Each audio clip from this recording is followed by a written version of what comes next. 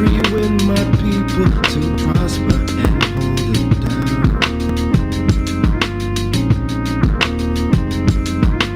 Don't you sit and wait, contemplating on a revolution. The time is now. I just wanna be free. I just wanna be free. I just wanna be free. I just wanna be free. Okay. Another episode of the Things I Wish I Knew About Money podcast. I'm your host, Camille Smith, and I have a special guest today, Damian. Come true, and all that good stuff. Welcome. How are you doing? Finally. I know. We've been talking about this for a good while. It's always like, oh yeah, next week. We'll do it next week, you know? Hey, wasn't my fault. It was. I was away, and yeah, I understand. So yeah, and you had to. I'm glad you're back and alive because you're concerned about that. Inside jokes. There's gonna be many inside jokes tonight, folks. But yeah, it's one heck of a week. I was popped down for a little bit, but I'm back, and I thought starting off May with the life insurance month, I was like, let's start off right, because we didn't want to mix up certain things. I was like, okay, I think this is the perfect week for us to talk about it. So welcome, David, and tell the folks who you are, because I have a funny story to tell them afterwards. Okay. Did you tell me about this story, or? I just told you the story. Okay. Damian Alexander. So originally from Brampton, born and raised from. Oh, you don't want to know all of that? No. I was just saying moved to Brampton, but okay. So grew up in Brampton. I'm pretty much a laid back, caring, humanitarian. I love to help people. My dad. Funny story is when I used to go to school, when I was in grade school, I used to give kids my lunch, because if someone needed food or they look hungry, I would give them the lunch. So that is inherently in me. Like, I'm very caring. So, I mean, kind of to transition to the finance industry, that is one of the main things that got me into the industry. Was I saw a lot of my people or our people that needed help. So it's I'll start off. I started off in the bank, one of the major financial institutions, and I started to kind of move around and inside the bank, and I realized that there was a need in my community for education on finance, because I would get all this information from the colleagues I knew and some of the clients that I'd meet, and I'd bring it home, and I'm like, "Yo, did you guys know about options?" And it's like, what? Like, what is an option? Or I'd say, hey, you can accumulate money inside your life insurance policy, and you can take it out, you can do this and borrow against it. They're looking at me like I am crazy, like I'm speaking another language. And I think that's when I realized, you know what? I'd probably serve people better if I left the bank, went on my own, created my own company, and start from there. So that's how it started. I actually like that, because I feel like that's the type of conversations I have with folks, and they're like, what are you doing? Slow down. I'm like, but I'm so passionate. I love talking about this, and especially because our community isn't familiar with it. I can only imagine how frustrated you get. The thing is, the one thing I'm proud of is the amount of knowledge people know now. Like when I was coming up, people were totally lost.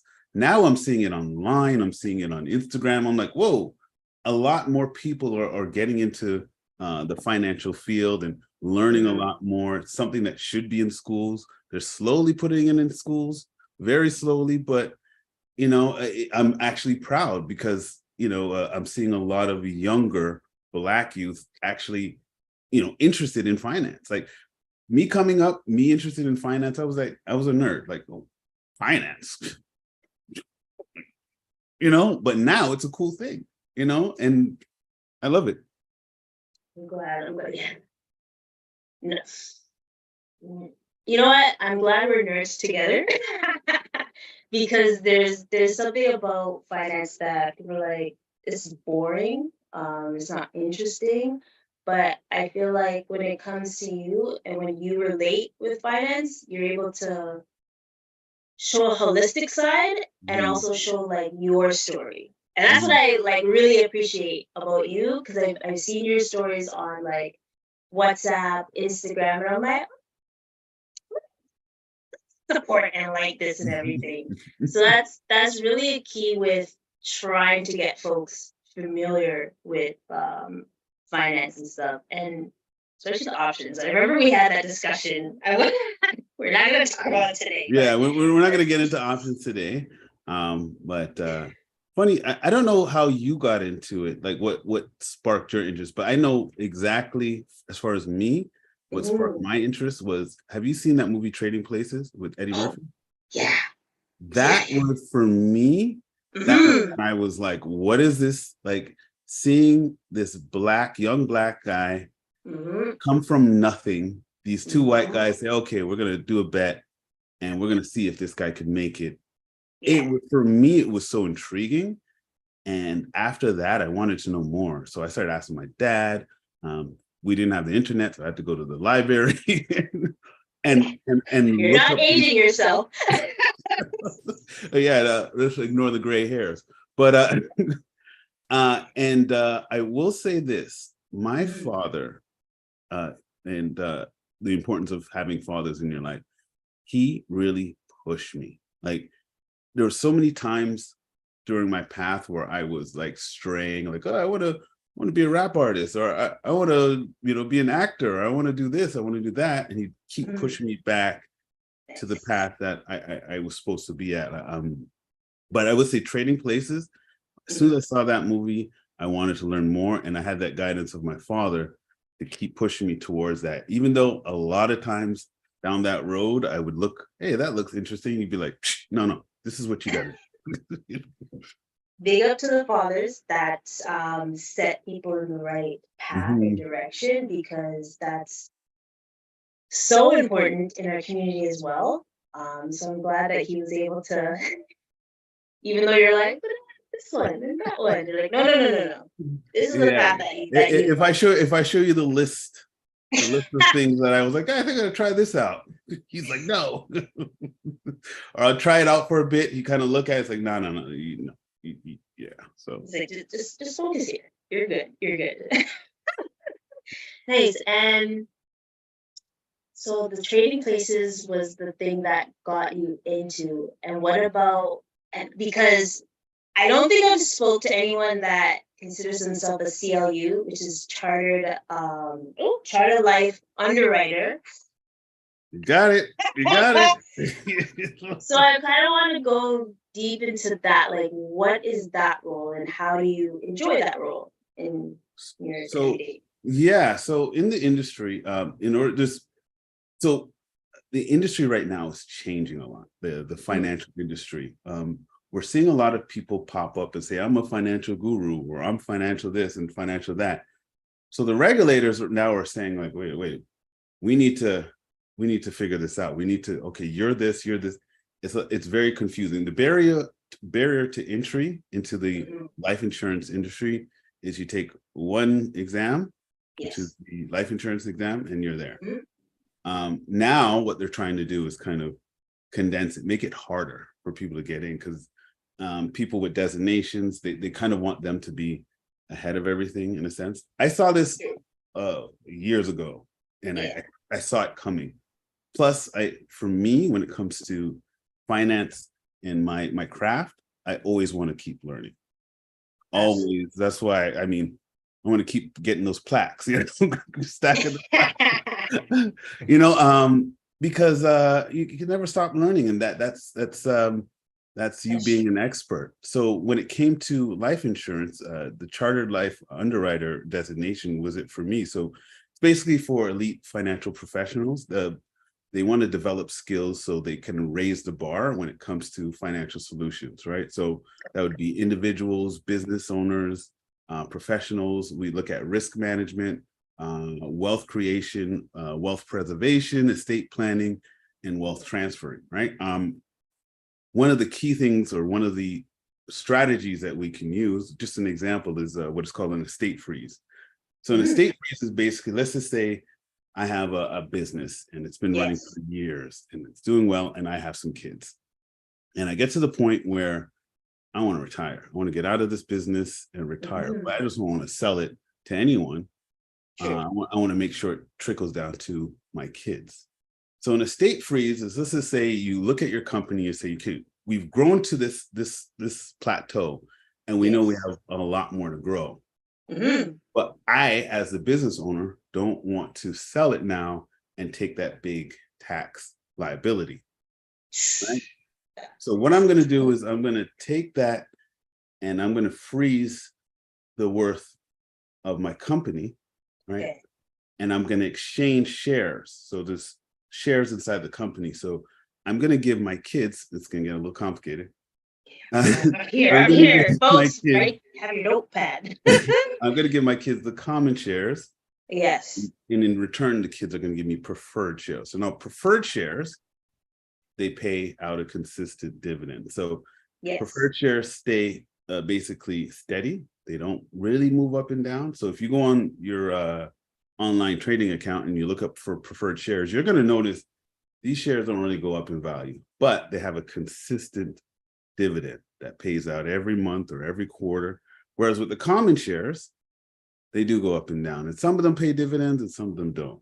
So what we're doing is we're capping the amount that I have to pay as the parent.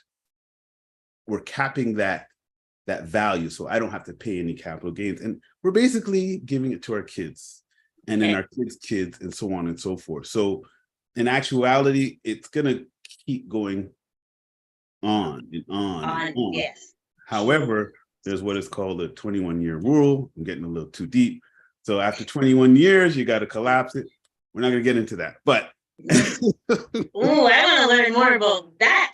Yeah. So what the government notices, they want to make sure that at some point you are selling that, right? So they cap it at 21 years. So inside of life insurance planning, that's one thing you always have to look at. Okay, how long do we want to keep this trust in effect? Is it 21 years? If it's 21 years, we got to kind of plan around that, right? So yeah, that's one of the techniques that we use as CLUs when it comes to estate planning for businesses. Okay. So it's basically a designation. It's a designation that's been around for over 90 years. Yeah. And it's kind of the I guess the doctorate of life insurance. Okay. So it's like having a PhD and all that good stuff. And you know what? It is valuable because it's funny you say that there's so many financial gurus coming out. I did listen to a podcast this week talking about that. And I do know the importance of having the correct designations. So because you want to be reliable, or the integrity of your clients, and knowing that they are going to have you're going to have the best suggestion or interest for them, and not just like any like, oh, you see this this one's perfect for you, but it's really not. Well, to your point, it does keep you on your toes, right? You want to make the best decision for the client. I mean, when I was doing this CLU course, the instructor, he stressed that, because even in our class, there was a lot of people that kind of did, I want to say shady stuff, but stuff that is probably not in the best interest of the client, but okay, this is going to pay a bigger check, right? So what was happening is the instructor kept stressing what is best for the client. So anytime I'm doing some sort of insurance planning, I just always go back to that. Okay, the first thing that they said, what was it that they wanted? Yes. Okay, they wanted this. Okay, stick to that. Don't come up with some other solution that, hey, this could help you in the long term, but it's one of those things. So it does, having a designation does keep you on your toes. There's advanced learning that we have to do every year. So extra courses that we have to do, CE credit, things of that nature. Sometimes you're just kind of annoyed, but you realize, okay, this is something I chose to do. Yeah. And you go back to the why. Why did I choose this? And that's a good reason to because I'm doing my CFP and I have to do hours when it comes. Sorry, I didn't hear you do what? Sorry, CFP, my CFP. So I'm working towards that. Oh, that's tough, man. Are you doing it? Yeah, I'm trying. I'm trying. We'll talk off air about that one. That one. Woo. I know, and there's different levels, right? But I'm really passionate about it, and where I am, I'm in the best position and spot. So I'm like, I'm just gonna stick through it. But the hours, and I don't want the folks to be scared. But how many hours per year do you have to get of ongoing learning experience? Are you talking about the CFP or CLU? CLU. CLU? Oh gosh, it's 70. Is it? I don't quite remember. I think I have to double check. I think it's over 70 hours. No worries. I'll double check. So for folks and this is a question just to see what how people will be interested in it, because I feel like it's something that is important and you should. Whoop. Uno momento, folks. Uno momento. So I'm going to talk about just the experience with the CFP is when you have that experience with the hours or the education. It's a lot of hours. It's at least 3 years experience that you gonna have to have, and the hours and all that stuff. And welcome back, sir. Welcome back. Just give you a second. Boom, bam, bam. No worries. When everything's live, that's what happens. I'm just gonna blame Mercury retrograde because that's what's been happening, especially last week. But Damon, with I just want folks to understand, the financial industry is very crucial for our community. And what do you think is some advice that you would give someone that's looking towards this career? And I'll give you a second.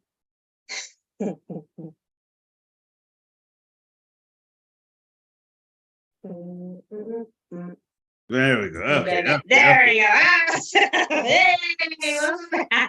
There we go. There we go. No worries. The question I had was, for someone that wants to get into this industry, what advice would you give them? Especially, we'll talk about it soon, because this is the one interest that we've been talking about the last couple of weeks, is what advice would you give someone that's looking towards this industry? This industry, first of all, I would ask them, what area do you want to go into? Because there's so many different areas that you can get into. They always say it's best to specialize in something. Once you specialize in that, find your niche, you're going to be a bit more productive and successful. So there's so many different avenues you can get into within the finance field. So for example, you can go to the bank, and then within the bank, you can go to what is called a full service brokerage firm, where you're dealing with the high elite type clients. And there's that huge amount of pressure of, you gotta, annually, you got to bring in $10 million or $20 million worth of assets, those are where the big wigs are. Or you could decide, okay, you know what? I just want to stick with insurance. That's all I want to do. Or you can be an independent like me. Okay, well, I dabble in insurance. I do investments, and I'm licensed for all of those. So first, I would say figure out what avenue you want to take. Because when I first started, and I asked a mentor, that's the first thing he told me. Okay, what avenue do you want to take? Do you want to be independent, or do you want to be with, like, more of the bank? Do you figure out that part first? Yeah. A lot of people will say, oh, you must be crazy great at math. No, I don't think you need to be crazy great at math. Yeah. A lot of times it's about your marketing, like how you market yourself. And then people are kind of drawn to you.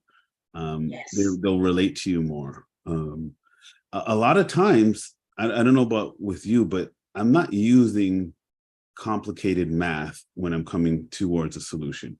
It's not too math intense when it comes to that. Now, when you're doing the exams and things of that nature, that's a different story. That's a different story. And I understand that part, because they want you to understand it. They want you to really understand what makes this system tick.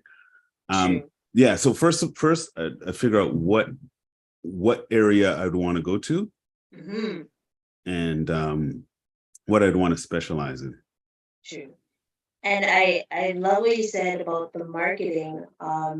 I commend you because you at least do 1 or 2 newsletters a week, or like, and I'm like, golly, where does he find the time? Yeah. Because I think that's like one thing that I have issues with. And do you like having that traditional way of marketing, or do you prefer like the newer trend of marketing? Because I know there's like social media or the newsletter. Which one do you fancy? Which one do I fancy? Good question. Which one do I fancy? I kind of like the new ways. I find the new ways a little easier. I know back when the barrier of entry to get good marketing, you needed to go to a big company and you needed to put up the big dollars. Now we can kind of put out posts and little small things. We can get our small little communities together and market to them. Keep pushing to them and keep pushing to them. And then eventually it starts growing. And then you start putting more ad money, and then you'll see more referrals coming. Question for you. I'm asking you a question now. By all means. Do you find you get more business from your current clients, or would you say you get more random people coming in? That's a good question. So as of late, I've had word of mouth, or I've had folks like, oh, you're looking for your taxes to get done, or you're looking for this? Holler at Camille. And I'm like, me? Oh, stop being all modest. You're out there, man. You're out there, man. I wake up and like, oh wow, she posted 3 times already. Like, no. On that grind. The way that you're posting is way better than me, because like I do the oh please stop.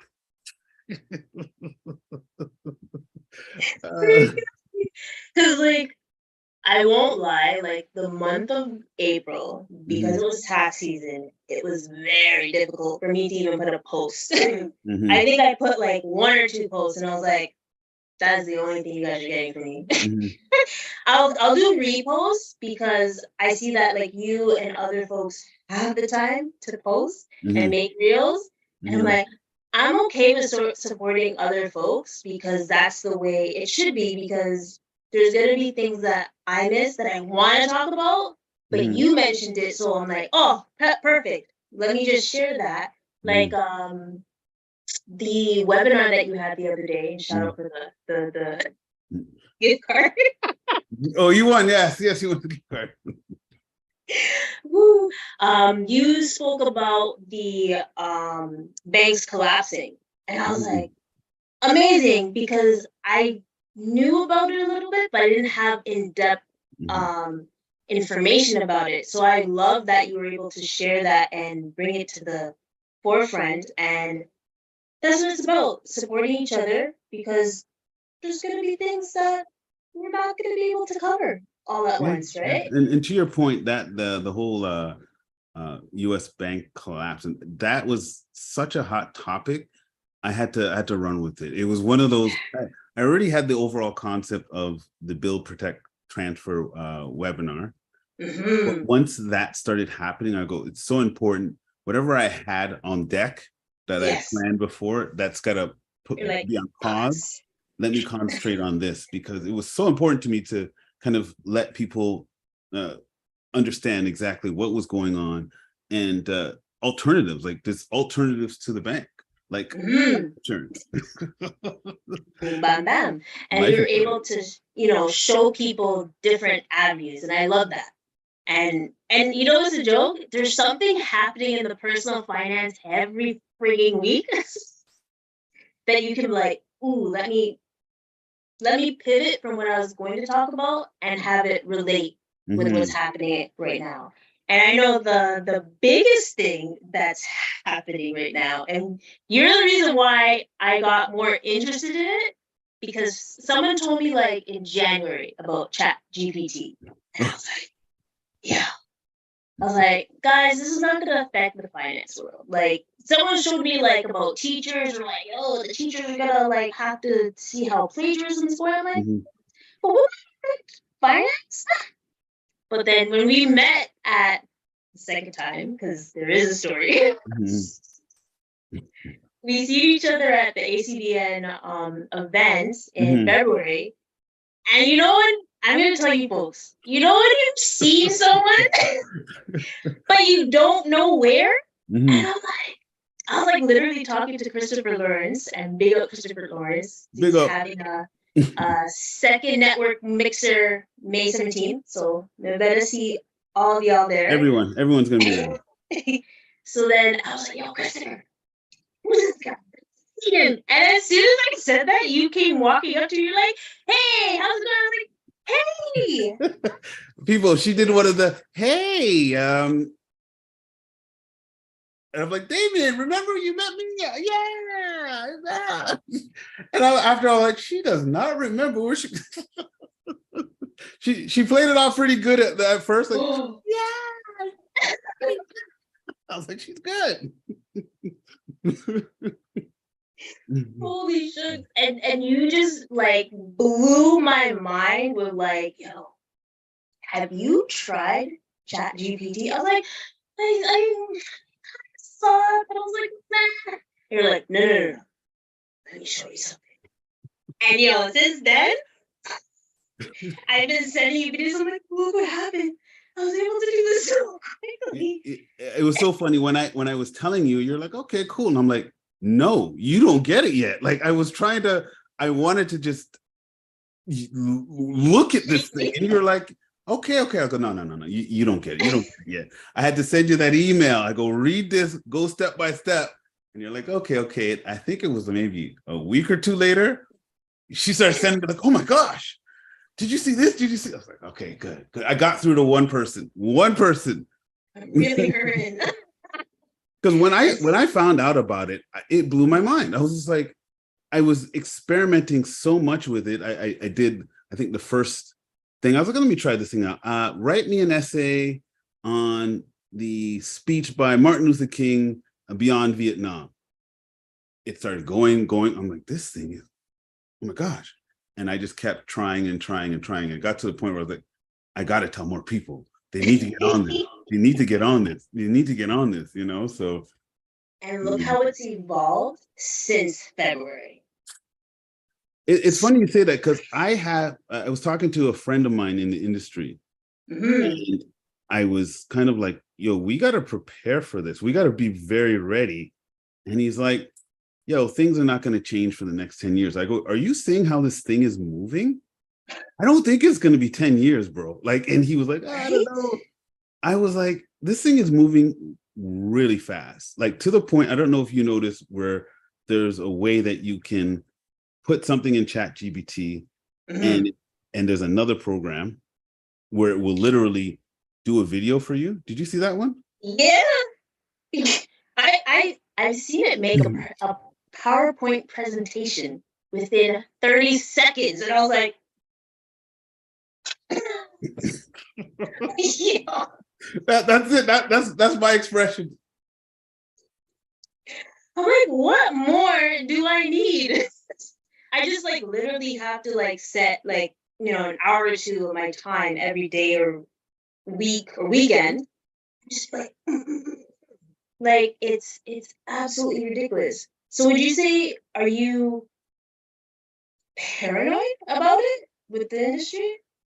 Or you wanna I'm one of those people at first. I'm like, what the heck is this? I get a little scared, and then I think, okay, one, this ain't going nowhere. So you better get used to it. You better learn how to adapt. I know within the finance industry, it just keeps changing. So you got to know how to adapt, or you're just going to be a dinosaur. A lot of advisors, older advisors in my industry, are just saying, I can't do this. I'm done. And there's books of business out there that we're like, we want to buy, right? So, but no, a lot of older advisors now are just saying, I don't want to do this because it's changing to the point where I can't keep up. So for me, anytime new technology comes out, first you're scared. You're like, whoa, this is, but then you have to think, okay, how can I use this to my advantage? Like, what am I going to do with this? How can I manipulate this to my advantage? And that's what I've been doing with ChatGPT, man. Just whatever I can use to my advantage. Hey, I ain't gonna knock the hustle, because it, like you said, how are we able to adapt? Because it's just like back in the day, like what, 1999 or before that, when the internet just came, and everyone's like, internet, look at us now. Oh my gosh, I need my phone. When Rogers was out, people are panicking. So like, it only makes sense for us to adapt to AI, and because we're in a younger, in the right generation, where we're able to adapt to the older folks and the younger folks, I think we're in a good position to just like keep pivoting. And I'm scared for the folks that they are irreplaceable, because AI kind of can't replace a person's personality and trust when it comes to people's finance. If you don't trust the person when they're taking care of your wealth and protecting your assets, you're not gonna trust a robot. Well, I mean, did you know Canada's the hub for AI, right? Like we're the hub for AI. So if people are looking to do a switch, or do a shift in careers, we're here in Canada.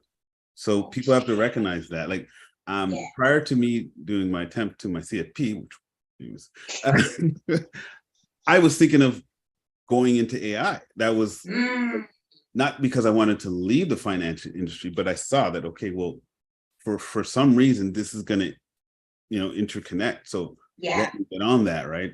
So Canada is the hub for AI. Okay. So Toronto, or just Canada in a whole? Canada, I think Canada in general. I don't know. Okay. I think it's more Vancouver, but because I can see it. What's that place? Silicon Valley. Silicon Valley, yeah. Yeah, so that makes sense. But that's pretty cool. Yeah, Canada. Big up Canada. Yeah. Oh my good stuff. And let's see. Trying to see. We did talk about life insurance a little bit, but do you find that our community is not fully understanding how life insurance works? I think most people have a broad sense of what life insurance is, just an overall broad sense. Most people will say, I need it. If you're coming from the Caribbean, most people are like, I don't need that. Like, I don't need that death insurance, things like that. But I think for the most part, we're slowly starting to awaken and realize the power of life insurance. Give you an example. So I do a lot of life insurance for kids, like newborns. So Okay. you have a kid, you have a child, I'm going to say, hey, let's set up a whole life par policy. So in that whole life par policy, you're going to have some investment growth. Now, you have the investment growth for your child. Say you do it for 20 years or you do it for longer. They're going to have a lump sum of cash once they get older that they can take out and use for whatever, whether it be university, whether they want to start a business, whatever they want to do with it. But the key to it too is you as the parent or as the guardian or as a grandparent, you have 100% control over the money. So that child cannot just say, hey, I'm going to go and get that money. I want to put some rims on my new car. No, you have 100% control over that, right? So that's one good thing about that. You have 100% control. You can take out that policy, right? Yeah. But you could take a loan out of that money in the policy. So the best way to take out money out of that policy is a policy loan. So you take out the money, you take a loan, right? And to get the loan is a lot easier than getting a regular loan, because the insurance company is like, well, we know for a fact you're going to die. So we're going to get our money. We're going to get our money regardless. So it's a little less restrictive on how we get that money out. But once you take a loan out on that money, the money inside that policy still grows. So you take out that money, you go buy your business, you go do whatever, go to school, say it's 50,000, that 50,000 is going to continuously grow in the policy. And if you decide to pay it back, there's an additional 50,000 on top of that. So that's a great reason why to have that whole life par policy. Now, as I'm getting excited and I found out about this, I'm like, oh my gosh, I have a Jewish friend. I'm going to show him about it. So I go to him. I'm like, look, did a big presentation. And he's sitting there like, and I'm like, why isn't this guy getting excited? Okay. And I'm showing him and da-da-da-da. And he's just like, I go, what do you think? What do you think? And he's like, this is nothing new for us. He goes, we've been doing this all the time. Like when our kids are born, we take out insurance policy. And I was like, whoa. He's like, yeah, this is Damian. This is nothing. Yeah. So when he said that to me, I was just like, wow, like it just blew my mind that, you know what, our community is behind, and we, like me and other advisors, we have a lot of work to do, because think about it. If everybody you knew had a kid, took out life insurance, that's generational wealth right there. True. Like your kids, and so on and so forth, they're going to have money as long as you stick to, not stick to the plan. Your kids are always going to have money. So you don't need to be selfish. Like, hey, let the kids have that money. You know what I mean? I find a lot of times with our community, we're a little selfish. Like, yo, I came to Canada on my own. I had to work hard to get to where I am, and you should do the same. Well, how many times I've heard that? Yeah. And it's kind of like, well, can't we make it a little easier so maybe they can build on that, And I sometimes I hear the theory, oh, well, they're just going to get this free money and blow it away and do it on, not if they're educated. If we can educate the kids on what to do with this money, the likeliness of them blowing it on foolishness is very slim. That's very true. And that is, I wish that mentality was lessened, but it's like, no, sir, I'm going to struggle just like I did, okay? Like, I say that jokingly, like, I'm not going to give my child, like, name brands. No, you're gonna learn about Target or Zellers and all that good stuff. But you're also going to have assets and wealth for, years to come, because and it's like, do you see inflation? People are fighting over eggs. I missed that. Like the eggs, like the inflation in eggs, people are like going crazy over eggs with inflation and stuff. So it's like, we have to be mindful, like as a whole, like generation or intergeneration, just to think about like the years or decades that it's going to happen. Like, like you said, your Jewish friend has been doing that for years.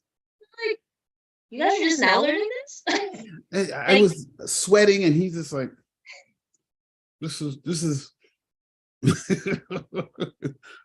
That's a great example. And I think that's an example that you should share often, because I think it will show like, well, damn, maybe we don't have to have our children struggle and know what it's like to be in survival mode. Because I think that's the thing.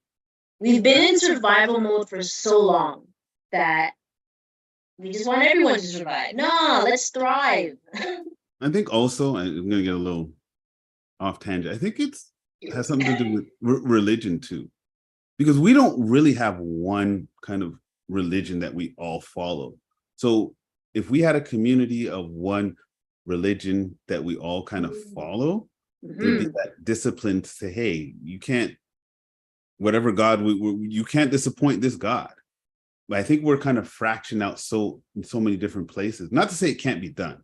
I think when I look at other communities and I'm like, okay, what is the commonality here? What is keeping them together? Yeah. Why are they so hell-bent on getting married? Like, that is one of their things. Get married. Like, whoa, like that is one of their, because they know, okay, you get married. Yeah. Where you build your wealth. True. That's where you build your wealth. That's where you build your wealth. You're better off with a partner than being alone, you know? So I that's one thing I think we're missing, is some sort of, I guess, higher being that's kind of forcing us to follow some rules. I like that, because I think there's a study that shows, don't quote me, 60 to 70% of millionaires are married. I'm like, well, what do you know? Having a perfect partner does help in the long run, right? It does. Like, and I was talking to one of my cousins about that, and he said, like, he recently got married, and I was like, I'm one of those people, when people get married, I'm like, okay, why did you get? I want to know. I'm getting all the notes. Why did you get married? And they're like, it's an interview, man. Like, you know, but one of the things he said, he's like, I started looking at, because I know I want to be a millionaire. This is what he told me. I know I want to be a millionaire. And when I'm looking at this list of millionaires, like you said, I think it was 60 to 70% of them were married. You know, so I was just like, okay, you know, he taught me something, you know. So, hey, the math is mathing. And also, I like to ask everyone that comes on, what are the 3 things you wish you knew about money in the past when you're young? Young, number one, the power of life insurance. If I'd known in my teenage years or whatever the power of life insurance, I would take all of my money and throw it into a policy and just keep letting that build. Just because I can be my own bank now. I could borrow from myself and don't have that hassle. Like, you know, I wish I knew that. Number 2, I would say, obviously, well, not obvious, but credit. Funny story. So I'm in college, and of course, they catch you. That's when they catch you, you know, CIBC credit card. And I'm like, woof, sign me up, and I got a free mug, right? So before you say the story, so sorry. Apparently now, when you sign up at college, they give you a free iPad. And then someone was mentioning before, like, that's what you got? We got a t-shirt. And you got a mug? A mug. I got a free mug, and I brought it home, and I brought it to my mom, and I'm like, I just signed up for a credit card. And when it came in the mail, she's like, I'm going to keep this. I'm like, it's mine. What do you mean? I signed up for that, man. That's my credit card. She goes, no, I'm going to keep this. I was like, fine. She kept it for maybe 3 months, and I saw the sneakers, and I was like, oh, that's my credit card, man. I went up to my mom, I need my card. And she's like, no, this is for your credit. She's trying to explain to me, but I wasn't trying to hear. I go, I demanded that card. And she's like, you know what, here, take the damn card. What did I do? rang it up, rang it up, rang it up, rang it up. That little $500 credit card was maxed. And I'm like, what am I going to do? Because I'm still in school. What am I going to do? Go back to my mom with my head down, like, yeah, check this out. You know. Anyways, long story long, she just made me work it off. Like, she didn't let me default, but she said, you're gonna work on this and you're gonna pay this off. You know, so yeah, I would say, like, I wish I knew about credit when I was younger a lot better. Yeah. My And parents self-control. self-control, yeah. Because my parents tried in a sense, like, but they didn't know how to tell me. They just said, hey, you need to have good credit. And I was like, okay, why? I didn't quite understand.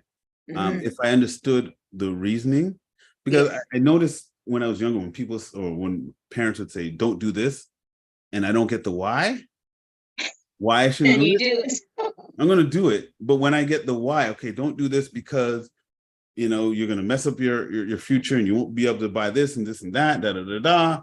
You know, maybe the light bulb would be like, okay, let me just, but I didn't really get the why. That, you know what, that makes sense. Because, and I love how you said your son asks you questions and you're always like, you know what, I enjoy these questions, and then you'll answer them, because how else are you gonna learn? How are you going to learn? How are you gonna learn? And all that good stuff. So folks, ask questions. No, not all questions are dumb. And you will learn from those questions once they're For sure. answered in a For sure. right way and stuff. And the third one? Third one, I read about the power of compound interest, but I just didn't really get the concept. It was only till I had an account. It was actually when I was at the bank. I will say this too, people at the bank, if you're at an institution that they're going to either top up or give you a little extra money, take advantage of that, because it's free money. They're giving you free money. I will say at the bank, they didn't pay the highest of salaries. Yeah. When it came to putting money towards your future, they would top it up. So I would say that. But the power of compound interest, I had a small account, and I remember I used to say, okay, where's this money going to? It just used to come off my check. Yeah. And it got to the point where I was like, where's it going to? So I looked into it and I'm like, oh, wow. Okay. You know what I mean? Like, yeah, the power of compound interest. I wish I knew that earlier. That was huge. And anyone that has some sort of account that they're trying to build money, the best thing is either let it come straight off your check or have a pre-authorized contribution, because after a while, you're not going to even think about it. It's just going to keep going. And make sure it's in an account that you can't readily see, because as soon as you readily see that money, you're going to readily see what you could spend it on. Yeah. Like, yeah, unless you're that disciplined.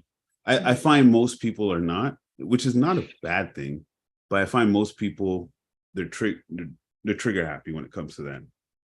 Yes, that instant gratification comes into play real quick. And you know, you're right. I'm glad you mentioned that, like the power of compounding interest. And folks, it's okay to take those money from the company, especially if it's free money. Like if they're matching it, or even like the RSPs, like I mentioned to folks, I'm like, yo, once you put, what was it, 2,500, they're giving you 500, so they're giving you 20%. Like it's a done deal. Like you're winning. Just do it. Just do it. Just do it. It's there for a reason. It's there for a reason. Take advantage of it. Those little opportunities, take advantage. And what else? What is the next avenues that you're gonna be getting into soon? I'm focusing on my build, protect, transfer webinars. Okay. So next one's coming up soon, and I'm going to be focusing on taking out insurance on your child. I really want to hammer this home, because I've seen it work. Yes. And I really want our community especially to start thinking about that or start doing it, because our ESPs are cool. They're fine. But if your kid does not go to school, what you going to do? Okay, well, that money is going to go to your RRSP, which is cool. It can be transferred directly to your RRSP, but there are also penalties associated with that if your kid doesn't go to school. So you could get assessed the 20% penalty if your kid does not go to school. There's all these little things with the RESP if your kid does not go to school. And the way I see society now, I don't know if schooling is going to be as important as it is now than in the future. I shouldn't say schooling, post-secondary higher education, like just seeing that transition where it's like, okay, I don't necessarily need school, let me go to a trade, or I don't necessarily need a formal, bachelor's degree, I'm going to go into real estate, or whatever the case may be, right? At least I've done a little research. When it comes to the RSP, if it's trade school, that's fine. They'll consider it. And I hope no parents listen to this and they're like, drape up their child like, you better go to school, eh? Well, the reason I'm saying that, because the life insurance you can use for either. So you can take that out and use it for school, or if they want to start a business, you can take that out and start the business, or if they want to buy their first house, you can take that out for the down payment. Just look into that option. Yes. See if it works for you. I have a lot of clients that do both. Like, okay, I'm going to hedge my bet. I don't know if he's going to go to school. Yeah. Here's the backup plan. And if he does go to school, at least I know that's going to go to my RRSP. And I still have this where I could give it to him tax-free. And that's great risk management. See, I listen. And how can the folks find you, sir? Because I'm excited for the next webinar, because I do sneak and I'm like, oh, there's this. See, I was like, oh, I know this answer. What is he gonna give away? I like giveaways. I like giving away stuff. Ask Damian. AskDamian.ca is where you could find me. Ask Damian on Instagram. Ask Damian on Facebook. On LinkedIn, it's just Damian F. Alexander. Okay. And Ask Damian77 on Twitter. And you have TikTok too? I just got on TikTok just the other day. I was so paranoid about getting on TikTok, but I caved. But it's Ask Damian77 on TikTok also. So okay, you see, you really utilize all the social media. I see it. I see you. I see you, sir. I can be found. Yes. Oh man, Dan, this has been an amazing conversation. Do you have anything to tell the folks, just to hit it home with when it comes to life insurance or financial literacy, or even protecting and transferring their assets? So I know that's your main focus. Yeah, always focus on building, protecting, and preparing to transfer your assets to the next generation. So when I say build, that's from the starting phases.